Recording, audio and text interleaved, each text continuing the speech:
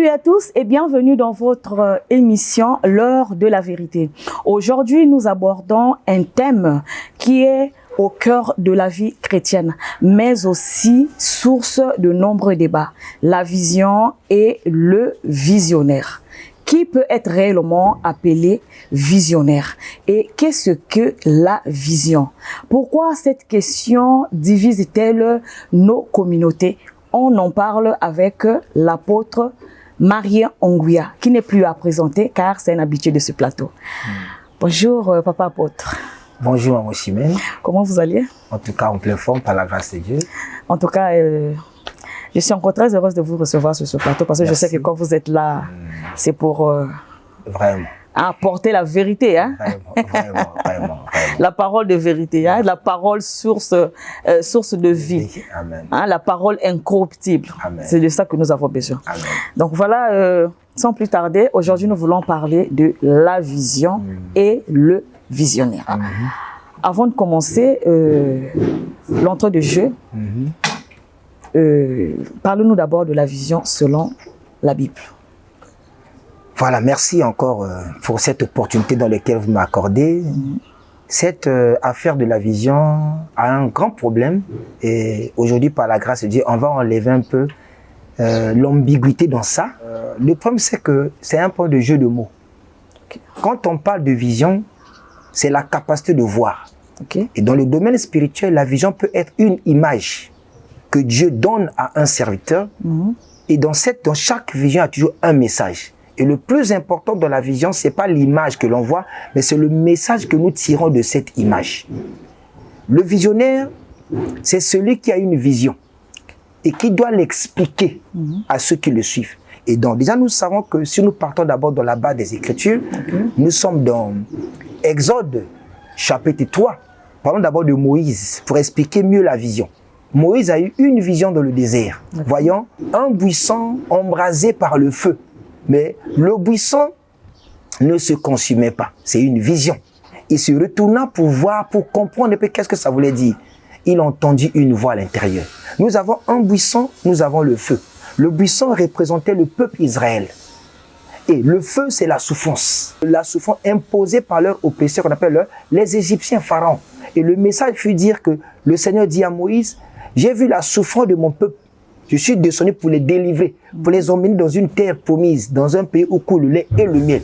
Mais j'ai désiré que ce soit toi qui les emmènera dans celui-là. Donc, il y a une vision, il y a un message. Donc, le visionnaire, c'est lui le garant de la vision. Et il l'emmène partout et ça court dans plusieurs générations.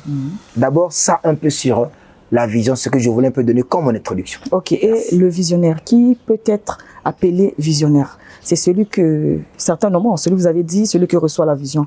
Et celui le visionnaire? Voilà, bon, nous, comme nous parlons de ce qui concerne la religion, bien sûr, nous avons qu'un seul visionnaire, il n'y a pas deux. Jésus a dit, il est l'époux, l'église est l'épouse. Dans une maison, il n'y a pas deux visionnaires. Il n'y a qu'un seul visionnaire qui dicte les principes et comment fonctionne sa vision ou sa maison. Il dit, je revenais prendre. Donc, l'église est l'épouse. L'épouse ne peut que continuer la mission que le monsieur a. Donc, le monsieur, c'est le Christ qui en a reçu. Il a expliqué à ses apôtres, qui sont l'église. Allez-y, par le monde, annoncer la bonne nouvelle. Donc, mais quelqu'un qui reçoit un appel de Dieu, Dieu l'appelle certainement avec un message et demain matin il bâtit l'église. N'est-il pas visionnaire? Non, il est missionnaire, il est responsable de la mission qui lui a été donnée. Je prends un exemple. Aujourd'hui nous sommes au Congo, nous sommes une république, nous avons un gouvernement et un chef de l'État au-dessus. Et dans le gouvernement du Congo, on a pratiquement peut-être 30 ou 20 et quelques ministres. Mais ces ministres-là n'ont pas de vision. Ils travaillent sous la vision du chef de l'État. Tu peux être nommé ministre, mais tu n'as pas de vision à toi. Tu as un cahier de charge. Et cela peut s'ajouter à ça, ce qu'on appelle par ton expérience. Ajouter une expérience de fait pas du temps le garant de cette vision. Ça, c'est un problème. C'est pourquoi nous voyons aujourd'hui beaucoup des hommes de Dieu qui sont venus ouvrir les églises. Ils parlent d'eux, ils parlent plus de Jésus. Mais parce que l'idée vient de lui. Lui, il a reçu la vision. Parce que la vision, c'est une idée. Hein? Ça peut être une idée que tu reçois. C'est comme quelqu'un qui a une conviction ou qui a eu l'idée, qui a mûri son idée. d'ouvrir une entreprise. En ce moment-là, l'entreprise lui revient. Donc c'est comme quelqu'un qui se réveille le matin et Dieu lui a parlé, il a reçu l'appel de Dieu et demain matin, il s'organise. Il dit non, bon d'accord, parfois il en parle à un proche, à un deuxième et voilà, les trois se rassemblent, se disent non, voilà ce qu'on va faire. Lui, il explique, il dit non, voilà ce que j'ai vu, donc voilà ce que je veux faire, voilà ce que je veux que vous m'accompagniez. En ce moment-là, le visionnaire, donc le propriétaire, voilà, de la chose. Tout à l'heure, j'ai bien parlé. Jésus-Christ est la tête de l'Église. C'est lui le patron, c'est lui le visionnaire de l'Église. Tous ceux qui viennent sont des membres. Non, c'est là où on n'a pas compris. Donc, si ce que vous avez dit tout à l'heure, vous avez dit. Donc, ça veut dire que tout ça là, même les pasteurs qui bâtissent les églises là, en fait, ils ne sont pas des visionnaires. Ils ne sont pas des visionnaires. Quand il s'agit de l'Église, le visionnaire, le seul visionnaire, c'est Christ. C'est Christ. Tous, il dit, nous faisons des fonctions des ambassadeurs. Un ambassadeur dans un autre État, il parle quoi? Il représente son royaume. Donc un pasteur visionnaire est faux. Un pasteur visionnaire est faux. C'est un langage qui n'est pas bien. Je suis le garant de ma mission. Je suis un missionnaire. Et tout missionnaire est responsable de sa mission. Ça, c'est normal. Le mot visionnaire a été utilisé par ignorance. Nous sommes des ambassadeurs. Un ambassadeur dans un autre État, il représente son État là-bas. Il a le drapeau de son pays. Il a la devise de son pays, c'est l'hymne national de son pays qui sont là-bas. Et l'ambassade est érigée sous les lois de son pays d'origine. Donc quand on est un homme de Dieu, on n'est pas visionnaire, on est missionnaire. Nous sommes en mission. Le Seigneur a dit, allez partout dans le monde, annoncer la bonne nouvelle. Ceux qui croiront, qui seront baptisés, seront sauvés. Il dit, allez faire des nations. On est des missionnaires et non des visionnaires. Donc l'Église appartient à Christ. Nous faisons partie des membres. Parce qu'il y a deux choses. Quand on est membre, des fois on n'est pas aussi citoyen. Quand on est membre, on peut se détacher. Donc notre mission, c'est d'emmener les gens à Christ. Je vais d'abord comprendre, parce que cette maladie est arrivée sur la mauvaise compréhension de Éphésiens 4, verset 11. Je vais lire ça pour les internautes qui comprennent un peu là où commence la guerre. Là. Comme j'ai dit au début, pour enlever l'ambiguïté dans cette affaire de la vision ou du visionnaire, il faut comprendre. Éphésiens 4, 11 nous dit quoi? La Bible nous dit ceci dans Éphésiens chapitre 4 à partir du verset 11. Et il a donné, il mit pour qui? Pour le Christ. C'est lui qui établit. Il a donné les uns comme apôtres, les autres comme prophètes, les autres comme évangélistes, les autres comme pasteurs et docteurs, pour le perfectionnement. Écoutez bien le verset 12, pour le perfectionnement des saints, en vue de l'œuvre du ministère et l'édification du corps du Christ, jusqu'à ce que nous soyons tous parvenus à l'unité de la foi et de la connaissance du Fils de Dieu, à l'état d'homme fait à la mesure de la stature parfaite de Christ, afin que nous ne soyons plus des enfants flottants et emportés à tout vent de doctrine par la tromperie des hommes, par leur ruse dans le moyen de séduction. Donc quand il établit les uns les autres, on dit c'est pour l'édification du corps du Christ. Ce qui veut dire le corps de Christ n'est pas encore édifié. Le corps de Christ est éparpillé. Il faut unifier. Jésus l'a dit dans Jean chapitre 11 à partir du verset 50 à 50, il dit, il a fallu que le Christ meure afin d'unir dans son corps tous les enfants de Dieu dispersés. Donc le corps du Christ, c'est pas beaucoup de pain, mais c'est un seul pain qu'il a brisé. Il a émietté le seul pain. On doit le réconcilier par l'enseignement de la foi. Donc, quand je dis que non, quand on parle du corps de Christ, c'est un corps invisible. Invisible, indétectable à l'œil. Le corps de Christ, je répète, est un corps invisible, indétectable à l'œil et intouchable. Mais identifié par la doctrine de Christ, par l'enseignement sur la bonne évangile appuyé par le Saint-Esprit.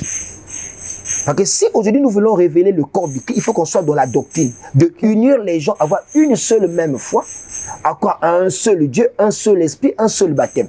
Donc comme la Bible dit, il a donné l'un, les uns comme, parce qu'il faut unir, édifier ce corps. Il dit, vous êtes des pierres vivantes, édifier pour construire cette maison. On l'édifie comment? On a une base qui est la parole. Il dit, l'église est édifiée sur le fondement des apôtres, Christ comme la pierre angulaire. Donc quand on vient, on dit que je suis visionnaire, mais j'emmène quelle vision? Je sais qu'on emmène quelque chose du dehors, on vient ajouter. S'il a dit, vous n'ajoutez rien, vous ne retranchez, tout est déjà placé. Donc aujourd'hui, c'est cette maladie-là que nous avons. Éphésiens 4 a été mal comprise et chacun dit, moi Dieu m'a dit ceci. Mais tout ce qu'il te dit là, mais c'est pour que le corps de Christ soit uni. Aujourd'hui, nous parlons d'un langage que nous parlons du corps du Christ, mais en réalité, ça n'existe pas. S'il faut appliquer les Écritures, le corps du Christ n'est pas encore conscient. C'est-à-dire nous touchons la prophétie de la pluie de la première saison et de l'arrière-saison. S'il doit avoir la première pluie de la première saison, ce qui est arrivé, l'effusion du Saint-Esprit pendant acte 2, quand le Saint-Esprit est descendu, la pluie de la première saison, c'était pour faire croître la sémence que Christ avait ensémencée avant sa mort. Et la pluie de l'arrière-saison, c'est pour faire mûrir le fruit pour l'enlèvement. Donc là, nous sommes en train d'attendre la pluie de l'arrière-saison. Il faut que tous on arrive à l'unité de la foi. Donc, quand nous venons comme visionnaires, c'est qu'on a une vision à nous propre. Et on n'a rien à voir avec ce que le Christ a donné. C'est pour ça que l'évangile du royaume a disparu. L'évangile de la croix est parti. Les gens cherchent des vues. Les gens cherchent des vues, ils ne cherchent pas à sauver les âmes des gens. Ou l'église est devenue une entreprise, parce que c'est sa vision à lui. Si lui n'est pas sa femme qui gère, si sa femme n'est pas, ce sont ses enfants, ça devient une vision de la personne. Pour Christ, ça n'a rien à voir. Ah, donc en ce moment, la vision devient transmissible. Voilà. Enfin, ça, c'est sa propre vision qu'il transmet son héritage. Mais pour Christ, il n'y a rien. Parce que le garant de la vision de Christ, c'est le Saint-Esprit. Et pour Christ, si le pasteur n'est pas là, qui peut être... Mais les anciens sont là pourquoi? Quand on parle du pasteur, c'est quelqu'un qui a reçu le mandat de la part de Dieu de veiller sur ce que Dieu lui a donné. Nous sommes responsables. Comme je dis, tu vois, Dieu n'est pas dans des choses qui se font en son nom. Mais Dieu est dans des choses qui se font selon sa volonté. Donc, Dieu a établi un pasteur garant de la mission qu'il a reçue. Il a reçu par vision, qu'il est en train de prêcher les foules. Dieu lui a monté un soleil qui éclairait sur une nation. Il dit, voilà ta mission, ça va s'étendre. Mais veille à ce que je t'ai montré soit accompli. Moïse, on lui a donné une vision de construire le tabernacle. Le Seigneur a dit à quoi? A dit à Moïse, veille à ce que cela soit fait. C'est selon le modèle qui t'a été montré. Mais qui a construit le tabernacle? Ce n'est pas Moïse. Mais le Seigneur s'est choisi des ouvriers. Tu peux recevoir de la part de Dieu une mission quelconque, mais Dieu va mettre sous tes pieds des hommes pour accomplir ça. Le Seigneur n'a fait que 3 ans pour faire asseoir la structure qui est l'Église, qui est le royaume, dont il a fondé sur les 12 apôtres. Mais il est parti. Les apôtres ont continué la mission. On a vu les Paul arriver. On a vu les Timothée. Aujourd'hui, c'est notre tour. Nous aussi, nous partirons. Les générations futures continueront la même mission. Donc, quand on parle d'un visionnaire, je trouve ça que c'est faux. Le mot-là n'a pas sa place dans les églises. Je suis visionnaire quand j'ai mon entreprise propre à moi. Ce qui vient de mon fond. Enfin, l'église est de Christ, naît de Christ. L'église, c'est le corps de Christ. Il le conçut en établissant des ministres différents, mais pour une mission. Et à ça, il a ajouté dans 1 Corinthiens 12. Ceux qui ont des dons spirituels, des dons de prophétie, des dons de connaissance. Eux, ils vont dire quoi autour? Donc, tout le monde travaille pour le bien de cette maison. Donc, notre mission, c'est de unifier. C'est un travail d'équipe. C'est un travail d'équipe. C'est comme aujourd'hui, nous parlons du corps de la médecine. Bon, un gynécologue dit, non, c'est moi le grand médecin. Il est médecin, mais quel est son message? Non, mais un médecin, il est médecin, mais qui a fait son cabinet? À ce moment-là, ça devient... Non, il fait le cabinet par rapport à ce qu'il a appris, mais il est toujours médecin. Tu peux faire un cabinet de médecin pour vendre la bière. Mais si tu as un cabinet, parce que tu as une mission à accomplir, mais tu es dans le corps des médecins. Mais en ce moment, c'est toi le visionnaire du cabinet. Mais non, tu es responsable. Tu n'es pas visionnaire. Non, parce que tu as appris tout de l'école. Parce que quand on parle de vision, c'est que tout vient de toi. Tu deviens une source. Un visionnaire, c'est que tu es une source de ce que tu donnes. Enfin, ce que les gens disent, on est visionnaire aujourd'hui, ils ont appris ça, ils lisent la même Bible. Mais on est visionnaire parce qu'ils lisent la même Bible et ils sont là, ils forment, ils donnent des enseignements. Certains parce qu'on dit que la Bible, c'est pas n'importe qui peut comprendre la Bible. Donc, si même tous ceux qui travaillent sous lui doivent être enseignés. Parce qu'aujourd'hui, on a vu et parfois, c'est une vision qu'on transmet à un enfant qui comprend mieux. Parce que tous les enfants, parfois... Non, mais d'abord, quand je dis que je suis visionnaire, quel est le fondement de mes enseignements? Je parle de Christ, non? C'est que je ne suis pas visionnaire. Je suis qu'un missionnaire. Plus que je parle de la... Parce que la Bible n'appartient pas à un pasteur. Si un pasteur vient avec sa Bible à lui, qu'il a écrit, donc c'est lui le visionnaire. Il est la source de son mouvement. Il est la source de son mouvement. Mais aussi longtemps qu'il n'a rien à apporter. Il sait pas, si je suis visionnaire, c'est que j'ai un endroit où je vais vous emmener. Moïse a reçu la vision d'emmener le peuple à la terre promise. Jésus est venu de nous emmener au paradis. Mais non, nous le reste, on va emmener où? Si nous on est des visionnaires, on a un endroit à les emmener. Certainement. Non, parce qu'il n'y a qu'un seul chemin. Il n'y a qu'un seul chemin. Un seul chemin. C'est tout. un seul chemin, il n'y a pas deux chemins. On n'a pas dit Jésus est l'un des chemins. Jésus est le chemin. Il est le salut. C'est pourquoi Jésus, en venant sur la terre, il a dit, il a bien présenté même sa mission. Dans le livre de Jean, chapitre 17, versets 3 à 6, il a dit, or, la vie éternelle, c'est qu'ils te connaissent, toi le seul vrai et celui que tu as appelé Jésus-Christ homme. Et il dit encore, Père, j'ai fait connaître ton nom à ceux-là que tu m'as donné. J'ai fait connaître, parce que le salut est dans un nom et non dans un titre. Voilà encore un problème. Quand quelqu'un dit il vient avec sa vision, à l'instant, il a un titre, on l'appelle archibishop, des choses qui ne sont pas dans la Bible. On l'appelle ceci, cela. Voilà, ce sont des faux, des usurpateurs. Okay. Ils devaient venir avec leur propre message, leur propre livre à eux. Mais s'ils tirent la source de la Bible, c'est qu'eux, ils sont faux. Nous sommes des ambassadeurs, on doit rester là. Le mot visionnaire ne nous est pas attribué. Nous sommes des missionnaires, garants de la mission qui nous a été confiée. C'est simple. Je prends un exemple aujourd'hui. Nous sommes ici, là, au Congo. On est aujourd'hui face à une barbarie des bébés noirs que le chef de l'État a donné une mission. Mais c'est une mission, non? C'est pas une mission. L'armée fait quoi? Ils ont reçu un mandat de faire. Mais c'est pas une volonté humaine ou un militaire se lève, non, je commence à régler les comptes, non. Parce qu'il dit, il y a l'ordre de mission. Je travaille en fonction de ma mission. Je suis affecté dans une localité comme enseignant. Mais je vais parce qu'on m'a affecté. Si j'arrive, je change de vision, je ne serai plus approvisionné. Donc l'ordre de mission, en ce qui nous concerne dans l'église, c'est la vision. Bon, non. C'est, comme on le dit, la vision c'est Christ. Il interprète cette vision. Christ ne nous a pas tout révélé. Hein. Il nous a pas, parce qu'il y a des choses qu'il révèle au fur et à mesure qu'on est en train de marcher. Il nous révèle des choses. C'est comme le Seigneur, quand il a pris Moïse, il n'a pas dit à Moïse dans le désert, tu vas manger la manne. Okay. La gloire de Dieu, Proverbe 25, verset 1 à 2, c'est de cacher les choses. Au fur et à mesure que nous avançons, il nous révèle des choses. Il nous révèle. Mais pasteur, pourtant, si on en parle, c'est parce que c'est une question aujourd'hui qui divise les églises. La question des visionnaires. Mais c'est d'abord, comme je dis, quand Éphésiens 4 est mal compris, c'est ça le problème. Il y a des gens qui lisent les textes sans comprendre d'abord. Il faut d'abord comprendre la quintessence de ce que nous voulons faire.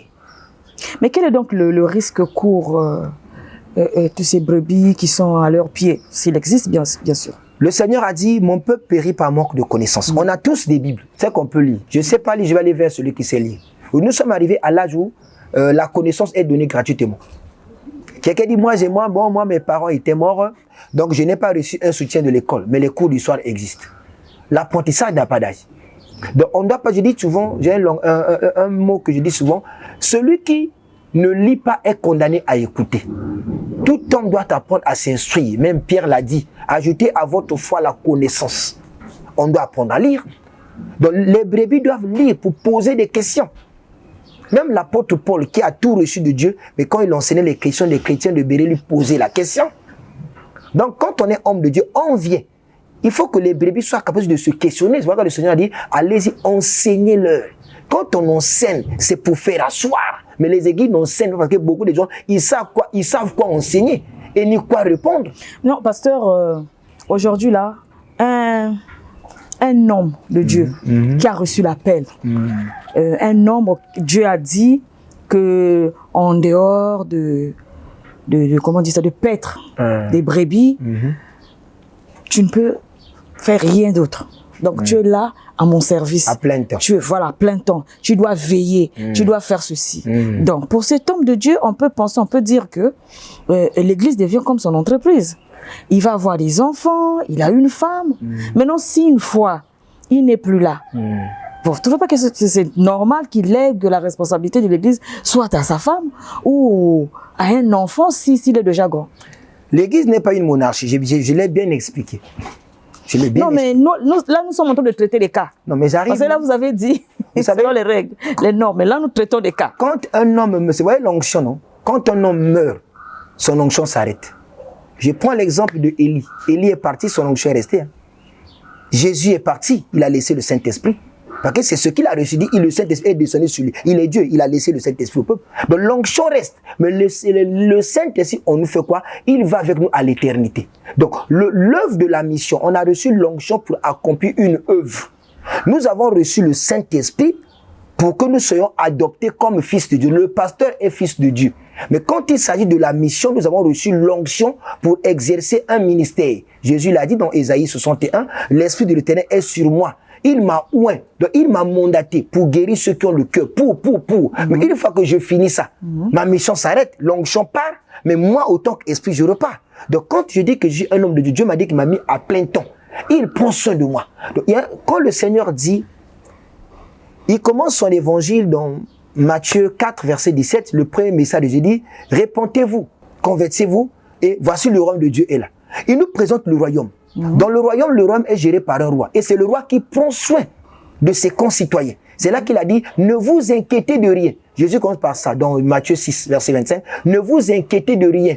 Ni de quoi, de ce que vous allez manger, de ce que vous allez boire. Ce sont des païens qui s'en inquiètent. Moi, je fais habiller les fleurs et les oiseaux mangent. Je dis, mais cherchez pour moi mon royaume et ma justice. Un homme de Dieu, un chrétien, pour qu'il mange dans le royaume, il doit devenir quoi? Citoyen. Quand tu n'es pas citoyen du royaume, tu es privé de la nourriture. C'est d'abord la citoyenneté qui te donnera la possibilité de manger. Dit, cherchez pour le royaume et la justice. Et le reste de ces choses vous seront donnés. Donc le reste nous sera donné en quoi? La guérison, les miracles. Une fois que nous, on devient citoyen du royaume. Quand on est citoyen du royaume, alors le roi prend soin de nous. Dans le royaume, tout le monde fait pour le roi. Donc, dire que Dieu m'a appelé, je n'ai rien à faire. Mais vous savez une chose, il y a un secret. Dieu a donné à chaque personne une capacité. Je dis, la différence entre un riche et un pauvre, je l'ai même noté, c'est dans Proverbe 29, verset 13. La différence entre un riche et un pauvre, vous voyez, le riche et le pauvre ont une chose en commun. Le riche et le pauvre ont une chose en commun. Qu'est-ce qui est commun entre les deux? Ce sont les yeux. Mais la différence, c'est la manière de voir. Les yeux, c'est la vision. Donc, le riche a une autre manière de voir. Le pauvre aussi a une manière de voir.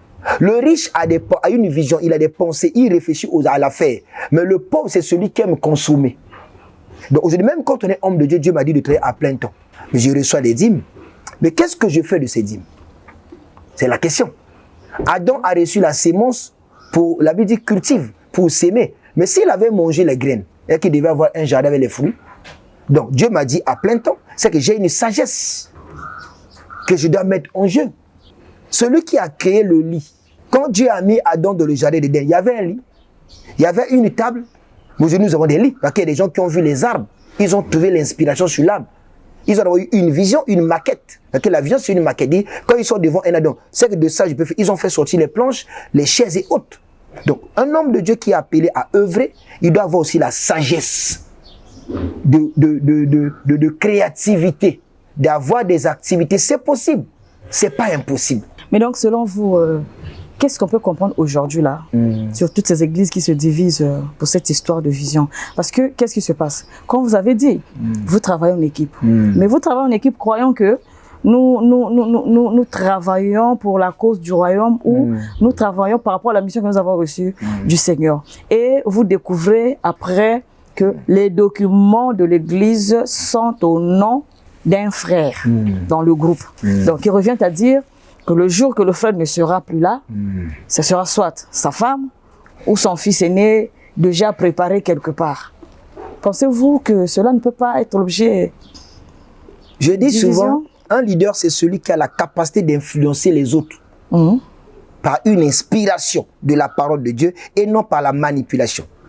Lorsqu'un leader cesse d'inspirer, il commence à manipuler. Donc, il faut savoir, celui qui vient bâtir une œuvre, quelles sont ses motivations? Il y a un langage pendant qu'il est avec vous. S'il ne vous a pas expliqué exactement sa mission, n'y adhérez pas.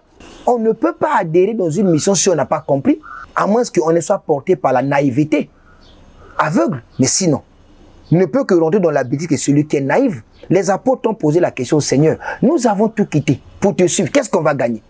Ils ne voulaient pas rouler à perte. Pourquoi le Seigneur a posé la question aux apôtres? Que dit-on que je suis? Les gens disent que tu es ceci, mais vous. Mais pourquoi il a voulu avoir une affirmation de ce qu'il est poussé? Pour qu'ils croient que non, on ne suit pas n'importe qui. Donc quand on vient bâtir un ministère, il y a toujours quelqu'un qui est devant, qu'on appelle un leader. Parce que le leader, c'est celui qui a le garant de la mission. C'est normal. Dans chaque mouvement, il y a un leader. Être leader d'une église, ce n'est pas un péché. Ce n'est pas un péché. Mais il faut bien expliquer ta mission à tes collaborateurs. Une fois que tu n'es pas là, et ils vont continuer la mission, tu peux mourir, tu fais l'AVC.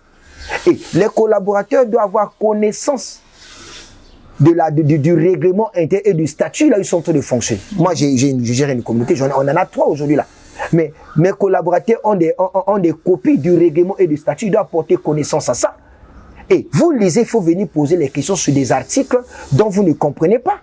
2 personnes partent ensemble sans être convenues. Non. C'est un contrat qui permet à ce que les 2 personnes marchent ensemble.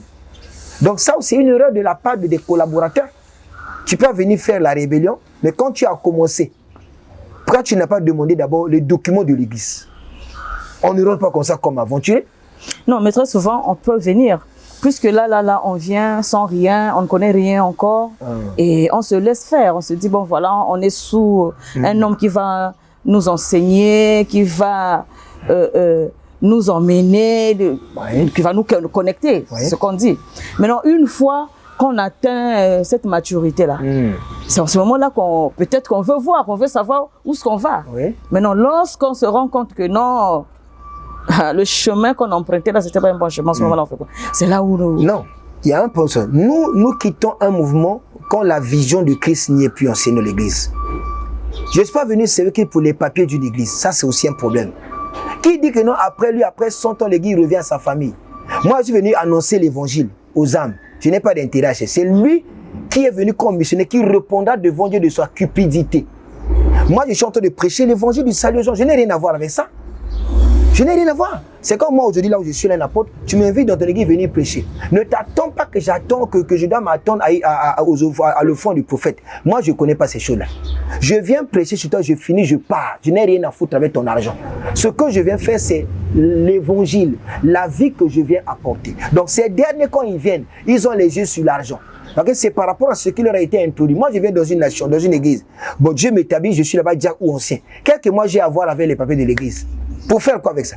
Moi, j'annonce l'évangile, j'enseigne la parole du salut. Parce que tous nous seront enlevés. Même l'argent que le pasteur va peut-être penser, le visionner, dire que non, ça lui revient. Un jour, on va laisser l'argent là.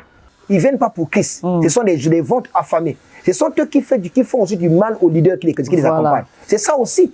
Moi, je pense que je suis dans une église où je suis assis, j'ai des moyens. Mon pasteur n'a rien. Mais je dois mettre mon pasteur à l'aise. C'est un père. Il faut que je lui sente aussi à l'aise. Il passe des mots, il doit chercher la foi de Dieu pour m'enseigner. Pourquoi ne pas lui donner ce qui me revient de droit? Je te verrai quel plaisir, je suis assis dans ma richesse, je vois mon pasteur souffrir, il manque même 1000 francs. C'est que je suis un méchant. Donc souvent les collaborateurs qui poussent les leaders de la cupidité. Donc quand les collaborateurs, qu'on appelle des fils spirituels, n'ont pas bien compris la mission, toi-même le leader, tu es en danger. C'est pourquoi lorsque Moïse livrait la bataille contre Amalek, Aaron et Hur se rendirent que les mains de Moïse étaient fatiguées. Quand les mains étaient fatiguées, Amalek prenait les dessus. Ils sont montés sur la montagne pour soutenir les mains de Moïse. Le Seigneur a eu 12 apôtres. Pourquoi? Il avait des gens avec qui? Mais quand il a dit mangez ma chair, buvez mon sang, les 70 qui étaient là enfuis. Mais il avait des 12 qui lui disent mais pourquoi vous ne partez pas? Parce que toi, tu as les paroles de la vie éternelle. C'est la raison qu'il fasse qu'on soit avec toi. Les collaborateurs qui sont avec nous, qu'est-ce qui les maintient autour de nous? L'onction du pasteur. Le pasteur est renommé, il a un cahier d'adresse. Si je reste soumis, il va me mettre en contact, j'aurai des connexions avec ses amis à l'étranger. Voilà les raisons qui font que les collaborateurs sont autour d'un homme de Dieu. Sinon, ils ont des intérêts négatifs dans le cœur. Si on voit une brebis, bon, j'ai ouvert une cellule, il va gérer là-bas. Il va là-bas, il change le nom. Pourquoi il change le nom? Ses motivations ont été impures. La majorité des leaders n'ont jamais été mauvais. Je le dis bien, chers leaders. Mais c'est souvent les collaborateurs qui viennent avec les intentions qui ne sont pas bien. Ce sont eux qui viennent pour détruire. Quand ils sont sur la chair, ils ne prêchent pas le message qu'ils ont reçu par révélation, ils prêchent le message sur les erreurs ou les faiblesses d'un leader. C'est là le sujet de leur enseignement. Ils vont dans les maisons des brebis pour leur dire, voyez ce que le pasteur avait prêché, la Bible dit ça, c'est un faux. Il va gagner une bonne partie des gens et il dit, moi je vais créer mon mouvement suivant. C'est ça le problème. Il devient lui aussi père. Voilà, là. Mais il va où? Quand les pères ferment la bouche, les enfants n'ont plus de repère. C'est ça. Dans cette bêtise, c'est quand que je voulais aussi dire, là on va à la fin de l'année, non? Ah oui. On va vers la fin de l'année. Non, pasteur. C'est pour découvrir aussi quels sont ces visionnaires. Oui, s'il faut qu'on parle des faux visionnaires, parce que c'est un mot, hein, c'est ce qu'on entend. Donc tout à l'heure, vous avez dit que ce sont des faux selon la Bible. Sinon que les visionnaires, ce sont des faux. Maintenant, dites-nous, quelles sont donc les caractéristiques de ces faux visionnaires? Voilà. D'abord, quand ils viennent, ils ne parlent pas de celui qui les envoie. Ils viennent en leur propre nom. Ils disent, moi je suis l'homme puissant. C'est moi qui détiens les clés du royaume des cieux. Okay. Ils ont des noms qui des sobriquets, des surnoms qui mettent sur eux. C'est là qu'on est ce sont des faux. Le Seigneur Jésus a dit ça dans Matthieu 23, à partir du verset 1 au verset 15, il dit, n'appelez personne père sur la terre. Ils sont des pères. Nous sommes des pères, nous sommes de ceci. Voilà des choses là qui sont faux. Et ils sont là des gourous. Et dans leurs églises, ils n'aiment pas voir des enfants émerger. Je pense que quand on est missionnaire, ou on se dit, on s'attribue le rôle de visionnaire. Mais il faut que le champ s'étend. Okay. Tu es content d'avoir engendré des fils dans l'œuvre et qui travaillent aussi pour l'œuvre de Dieu. Tu es convaincu que l'enseignement que tu as donné est en train de se répandre. Le Seigneur n'est pas jaloux de voir il a dit même les apôtres, vous ferez même des miracles plus que ce que moi j'ai fait. C'était son bon plaisir. Là, en aucun cas dans la Bible, on dit que le Seigneur a guéri quelqu'un par sa civet, mais Pierre l'a fait. En aucun cas, on a vu que les gens prennent les linges, mettent sur le Seigneur, mettent sur les mains, ils sont guéris. Mais Paul, c'est arrivé au cas de Paul. Donc, il y a ces choses qu'il nous devons comprendre d'abord. Donc, quand pour connaître un faux visionnaire, comme on le dit, un faux, il est gourou. L'église, c'est pour lui. C'est mon patrimoine. C'est mon église. C'est pour moi. Le moi lui a attribué. Parce que l'église, ce n'est pas pour quelqu'un. Nous sommes dans un royaume, le royaume est commun. Dans le royaume, tout est commun. Tout est commun. Dans le royaume, il n'y a pas quelqu'un plus que l'autre. Quand un vrai visionnaire arrive, il parle de celui qui l'envoie en mission. Il le défend. Il parle de lui. Il lui donne les éloges. C'est comme le Seigneur Jésus a dit, je vous enverrai le consolateur. Il parlera de moi. Il prendra ce qui est à moi. Donc quand il vient, il parle de celui qui l'envoie en mission. Mais non, un faux visionnaire, quand il vient, il parle de lui, de son fond. Il s'attribue une gloire. Il veut que ça soit lui. Quand il rentre dans l'église, les gens doivent se prosterner. On doit l'appeler Daddy, Archibishop. Donc ce sont des choses qu'eux ils aiment. Ils aiment des titres. Ça c'est des faux. Je dis des faux et des faux. On n'a vu aucun apôtre se donner un titre. Aucun apôtre se donner un titre. Ils ont refusé même la gloire. Parce que un vrai leader est caractérisé par l'humilité. Il ne parle pas du moi. Donc, quand je parle des faux visionnaires, ils sont des gourous. Ils veulent gérer sous eux des gens. Ils ne veulent pas voir sous eux des enfants émerger. Ils ne veulent pas. Quand ils remarquent qu'il y a un enfant qui commence à monter, il lui met des bâtons sur le roue. Que non, le frère là, il a un problème. Le frère là, c'est un impudique. Donc, ils vous créent des histoires pour vous empêcher de faire d'émerger. Ils veulent contrôler tout le monde. C'est ça le plus grand danger de ces personnes-là quand ils viennent. Tout est à eux. L'honneur. Quand même on chante à l'église, on doit les dédicacer dans les chansons. Ils aiment ça. Ils aiment ça. Ce sont des vrais danseurs de boîte de nuit. Mais ils dansent à l'église. C'est ça leur vie. Ils veulent qu'on parle d'eux, c'est eux les grands patrons. Quand on les salue, ils doivent se courber. Ils aiment ça. Donc tout le monde doit travailler pour leur valeur, leur honneur. Pendant que les gens sont en train de chanter, pour eux, la modération, ce n'est pas leur affaire. L'adoration, ils sont dans leur bureau enfermés. Ils sortent que lorsqu'on les appelle pour venir prêcher. Vous voyez, ces gens-là sont des faux. Parce qu'ils pensent que l'adoration, la modération ne fait pas partie du culte. Voilà ces erreurs-là. Ils savent que tout le monde travaille pour eux, pour leur gloire. Ça, c'est ceux-là qu'on appelle des faux. Mais il y a aussi des collaborateurs, des fils qui sont nés dans la mission. Ils doivent savoir que le plus important, c'est servir Christ. Ce que j'ai reçu, ce que je connais de Christ, c'est ce que j'apporte partout. Le Seigneur a dit, si quelqu'un me renie devant les hommes, moi aussi je le renierai. Et quand je vais annoncer l'évangile, je ne parle pas de mon père spirituel. Il n'a rien à voir avec le salut. On a vu Moïse quand il était en mission. Moïse n'a même pas parlé du feu. Il n'a pas parlé de du buisson, mais il a parlé de l'Éternel.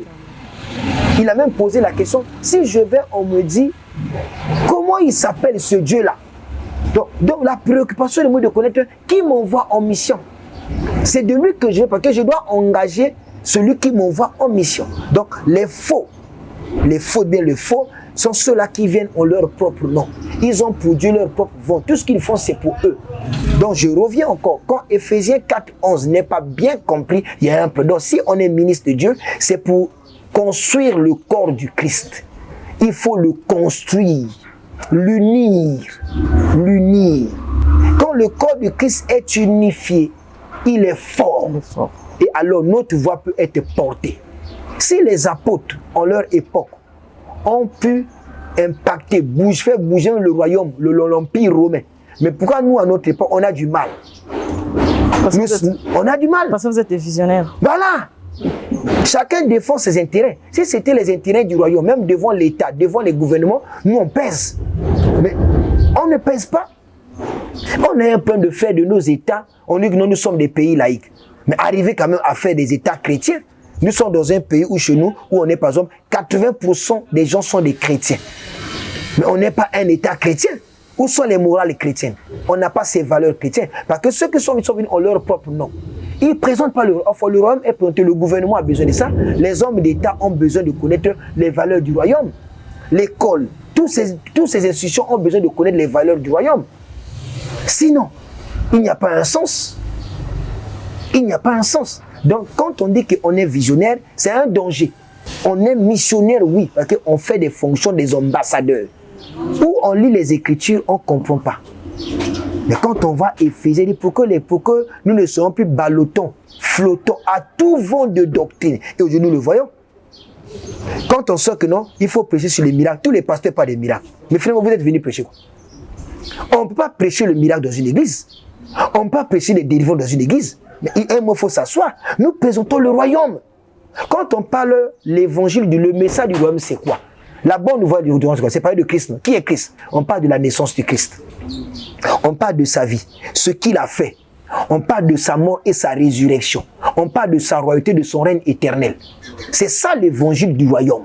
Et quand quelqu'un nous parle de l'amour de Dieu, cet amour, quand ça rentre en soi, ça libère des maladies, ça libère des mauvais esprits. Parce que quand on parle de Dieu, il dit, si le Fils vous affranchit, vous êtes réellement libre parce que vous connaissez la vérité.